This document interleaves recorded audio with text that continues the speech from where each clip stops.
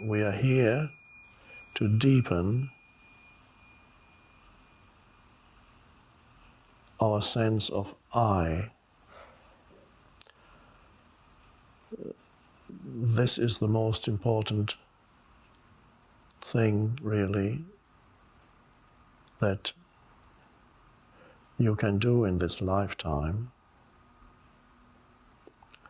Most humans, that's a sad fact, are not very deep at all. Most humans are superficial. Their sense of I is derived from external things and is derived from certain ideas in their head about who they are. Those ideas, of course, are connected to external things, what other people think of me, what I own, what I possess, my history, all things, ideas in your head. So when the average person says I, he or she refers to that superficial sense of self that really is derived from the movement of thought and the emotions that go with it.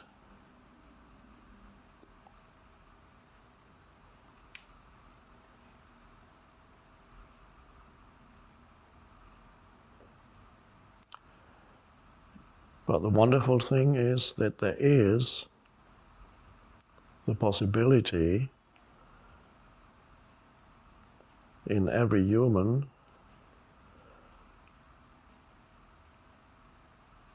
of deepening their sense of I, so that when they say I, they no longer refer to the mind-made, idea-based sense of self, but a much deeper sense of self or being that has nothing to do with thinking and has nothing to do with external things.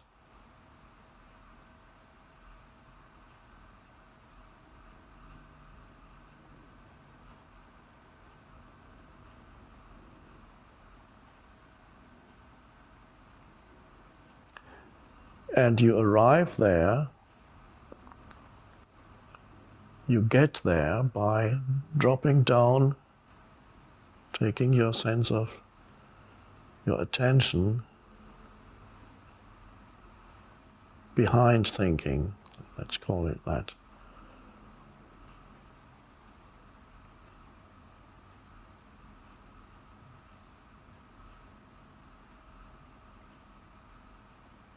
And that's what meditation is about.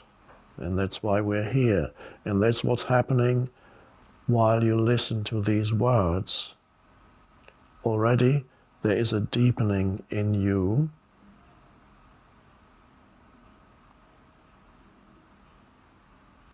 which is part of the transmission, which miraculously works even through electronics and the camera.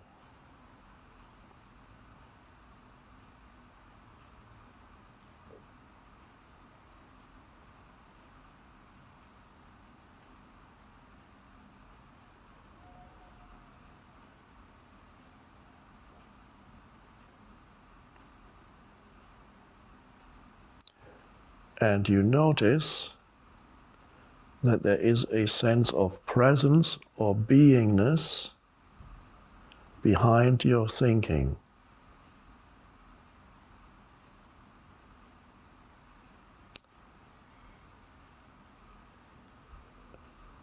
And that realization is already the deepening. And of course, I'm inviting you to enter that state of realizing that there is a presence there in you, a presence that is more essentially you, or that's I really, that is more essentially who you are than anything in the realm of external things, physical body, or ideas in your head. So there is a dimension in you that's much more real, deeper,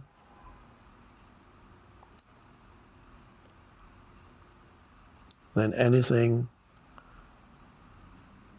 in the world of form, because that's really what the superficial sense of self comes down to. It's identification with some form, external form, thought form, emotional form. And identification with form means, what does that mean, identification? It means you derive your sense of self, of I, of who you are, from some accumulation of forms, ultimately thought forms, emotional forms, thought forms. External forms are really also ultimately experienced as thought forms. You cannot experience anything out there as it is. It has to become through sensory perception, and as your mind is transformed into a mental image, and that's the thought form.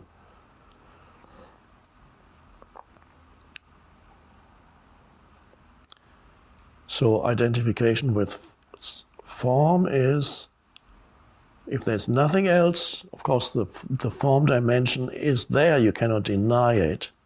But if that's all there is in your life, then you are a superficial human being, and a superficial human being is anxious, fearful, easily upset, worries a lot, gets depressed when things don't go as they should, gets temporarily elated when something so-called good happens, but it never lasts very long, and often even the elation turns out to be a delusion. So a superficial human being is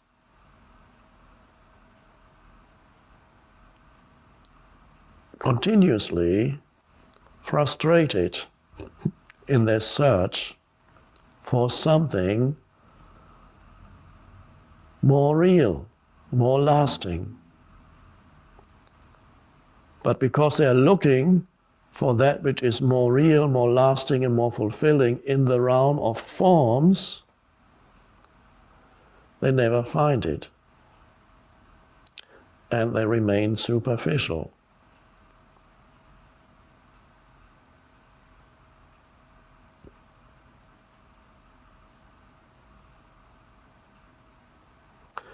But that which is more deeply fulfilling than anything in the realm of form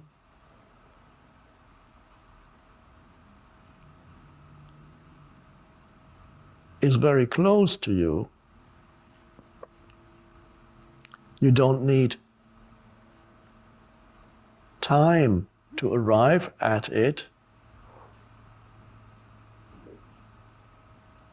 You don't need to acquire it.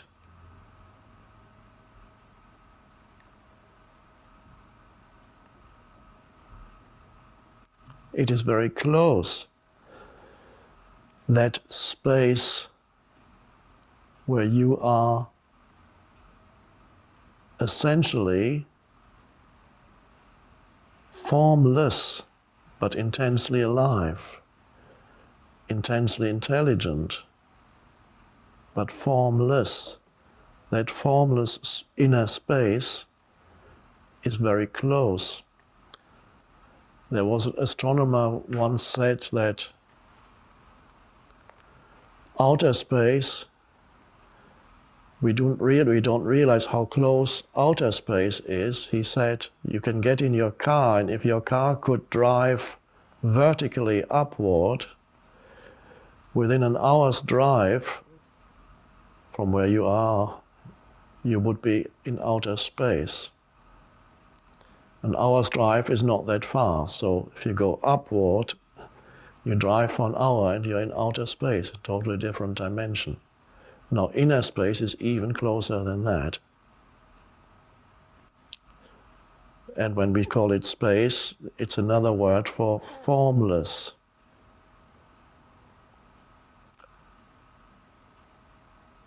Undifferentiated.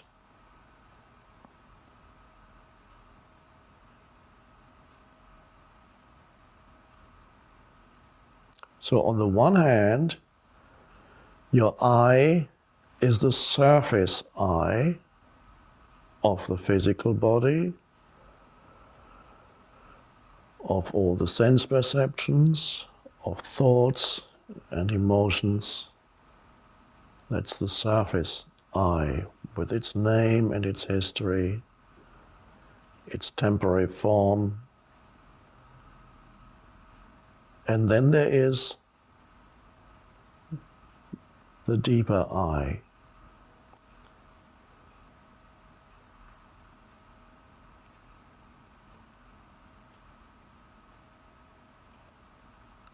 As far as the surface I is concerned, you and I are different. Physical appearance, different kinds of thoughts, different history, different name. But as you go deeper within, behind thought, where all there is a sense of presence, beingness or aliveness. That's exactly the same presence, beingness or aliveness that is in me. And if we both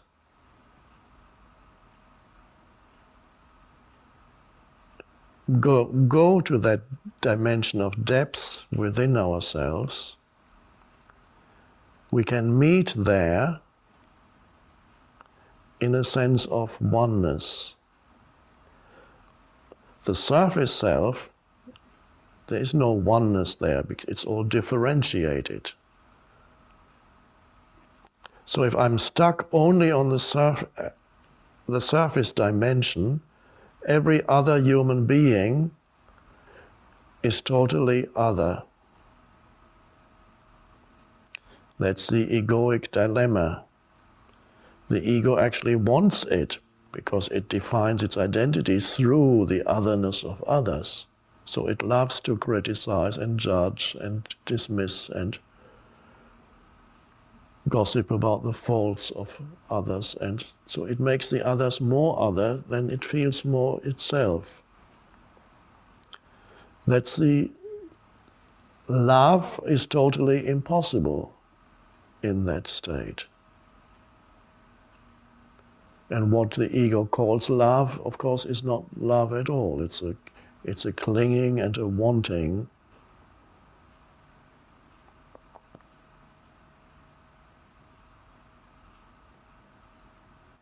It's only when I realize that apart from my surface self, there is a deeper I that has nothing to do with thinking or any form. And if I can sense that deeper I as a silent presence within, not just when I go and sit on the floor and meditate. It's fine there as an introduction to it. But in everyday life, so that you can simultaneously be the form I, the form identity, and the deeper sense of self. You can function in this world on the two levels.